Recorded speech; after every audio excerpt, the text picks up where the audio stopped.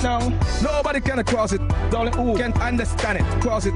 Nobody can cross it. It's only if it's a man and if it's a woman. Just me. Nobody can cross it. It's only who can monitor. It has been like this for a number of years now, and they need to do something about it. Look at the bridge up there.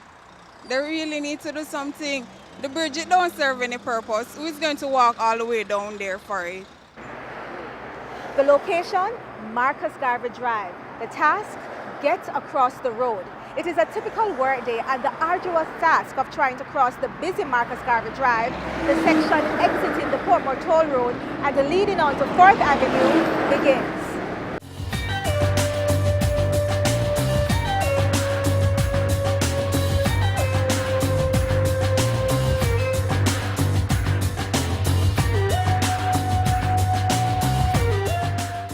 It is not an unusual sight to see pedestrians darting across the road and jumping the median separating the two sections of the road. Some have mastered the art, rivaling any Olympian sprint hurdler.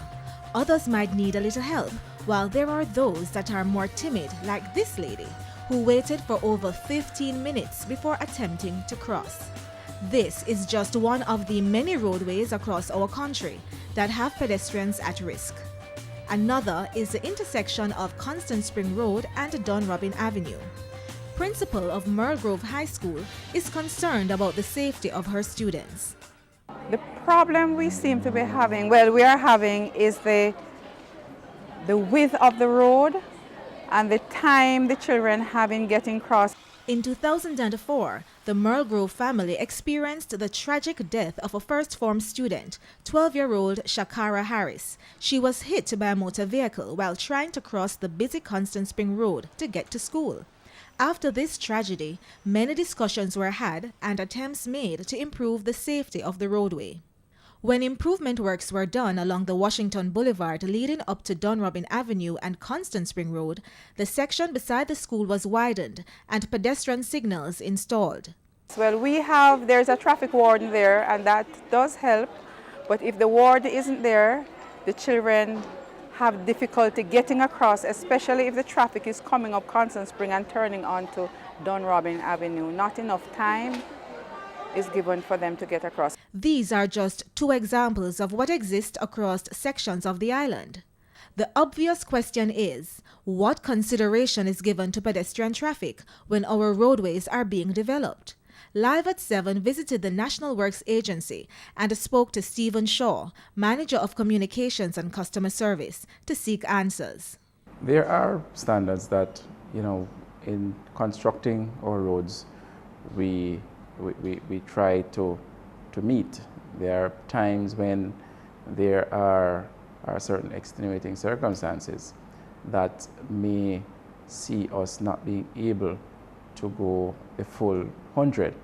The basic features where pedestrians are concerned would include things like pedestrian crossings, sidewalks, or soft shoulders. The ideal size for sidewalks is 6 to 8 feet, but in most cases, especially in the urban areas, the sidewalks are 4 feet. Availability of land is given as one reason for this deficiency. In other instances, we have utility poles that are in the middle of sidewalks, and these also curtail the easy movement of pedestrians. Other things important for pedestrian safety on the roads include pedestrian or traffic signals at busy intersections. But even when these are installed, there are still challenges, as seen in Halfer Tree at the intersection of Malines Road, South Odeon Avenue, and Eastwood Park Road.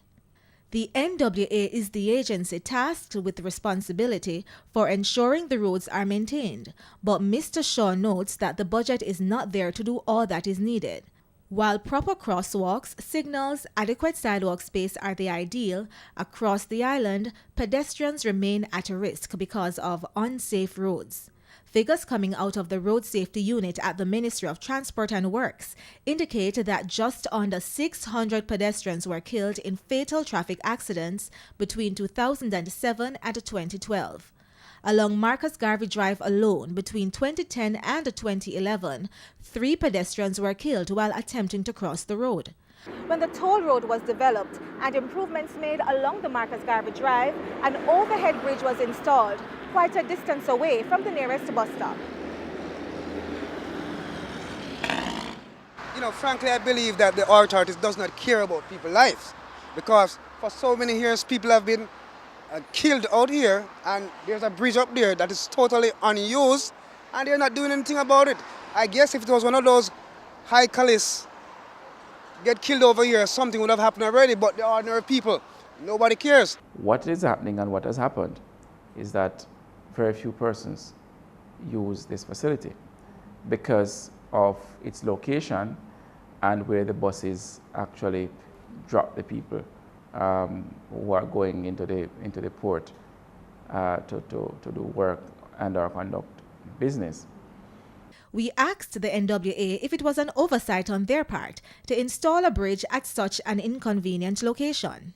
I would say it was an oversight. As I said, the facility was constructed, but persons have just refused. We have a habit of wanting to cross roads. Anywhere a vehicle stops to let us off, we tend to want to just cross there.